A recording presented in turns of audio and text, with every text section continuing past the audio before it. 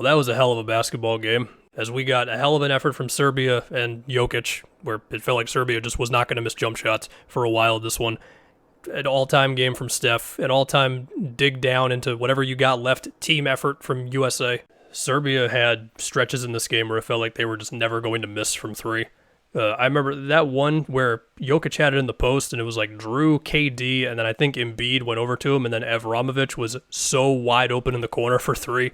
You had Micic making pull-up threes where like Derek White's going under the screen on him, or Serbia ran some nice plays where like they would have like a second screener to screen AD to where Serbia was getting free for threes. Jokic throughout the game was just causing problems as he always does.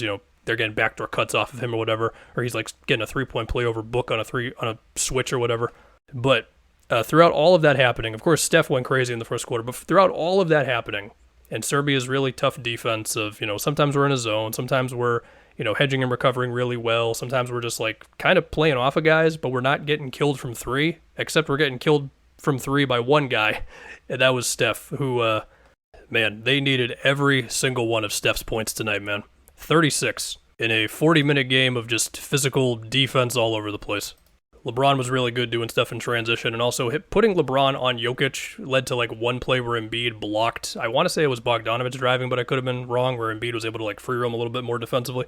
Unless I'm not remembering right. I'm pretty sure Embiid eventually went back to Jokic, and there was actually one play where Jokic picked up an offensive foul with Embiid guarding him in the post. But anyway, to get back to Steph, that one down screen they set for him to get a three where Jokic was the one who had to play up. And I thought Jokic did like a good job throughout the game of like getting higher up on screens when they needed him to. But on that play, unless I'm not remembering this right, there was like daylight all day for Steph. And just whatever sort of DHO or pump fake and then side dribble into a three or transition opportunity that Steph had to improvise in this game to get Team USA over the hump, like that's what he did. I mean, I'm not going to try to get too specific with all the plays. It's more so just to say that was Steph Curry at the peak of his powers.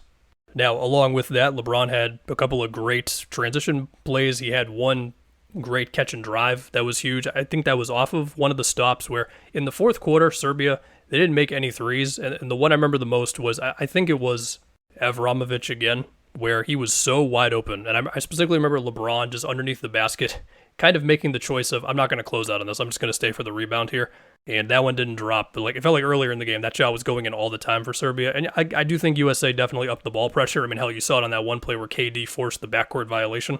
Can't forget about the back-to-back threes of KD in transition, and then Book also off of that inbound that were massive as well. And also, some people got to apologize to Embiid on Twitter, is all I'm going to say. Okay, that fadeaway that he had over Jokic, when it felt like, unless it was going to be Steph getting a shot, it was going to be tough for USA to generate something in the half court. That was massive.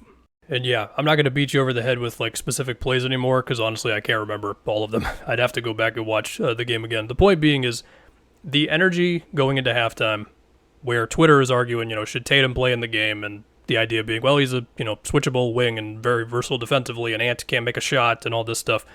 And the coaching staff just said, listen, we're going to ride it out with Steph, LeBron, KD, and then mostly Book and Embiid. I mean, Drew still ended up with 20 minutes, but yeah, and KD with 24 by the end of this one felt like not enough. Also, for a couple of the plays where LeBron got to guard Jokic, seeing him like just be as physical as he possibly can be at this age with just how big Jokic is, that was something to watch. But yeah, and so now Team USA, they're going on to play France, which is just going to be in a couple days here, as Yabusele continues to play like a madman in these Olympics, and Wemby is good for like a few defensive plays a game where it's like, oh yeah, only he can do that. And with a game like this one, I mean, I guess one question you have, no matter how talented a team is okay, well, how do you deal with a game that's not going well? How does the coaching staff deal with it? Do the players dig down and all that? And obviously the experience of the team would suggest that, yes, they can dig down and get all the extra efforts and all that stuff, make the clutch shots, generalities that I'm not really good at stretching out beyond 30 seconds, but things that do matter. And, well, yeah, they definitely did. So, France is going to be playing their asses off, similar to how Serbia did in this one. I don't know if they're going to shoot as well, especially in the first half of this game like Serbia did, but, yeah, you got to go, just go win it.